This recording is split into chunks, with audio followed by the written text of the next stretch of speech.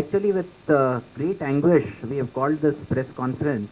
We in industry are facing a lot of problems due to this ban. It's not just the short-term impact of a one-day closure of production or loss of production, but the long-term impact of this is much more dangerous and difficult for us.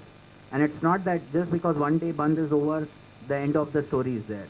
The impact of it is going to be felt for a much longer period, and the effects will be really very, very bad.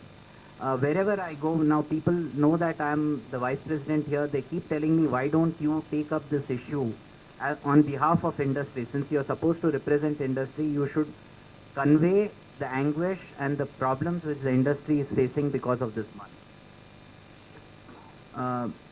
The biggest problem which I want to reflect upon is the number of companies which are not coming to Hyderabad or who have been in Hyderabad and are going away. I'm sure most of you know that Xerox was a major industrial center, major center for their plant in Hyderabad. And because of this uncertainty, they have moved their plants from Hyderabad, they've gone to Bangalore. It's a direct loss of 300 jobs and many more indirect jobs which have been lost in just one company.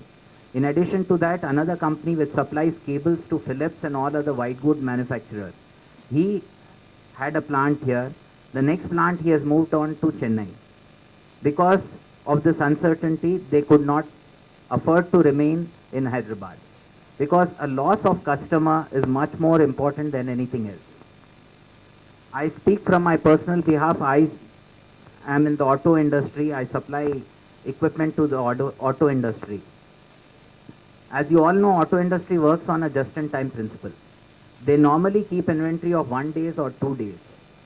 My supply goes to each and every vehicle on the Indian road. The problem is when the band happens, the next person in the chain does not get the raw material, and it has a cascading effect right up till the end.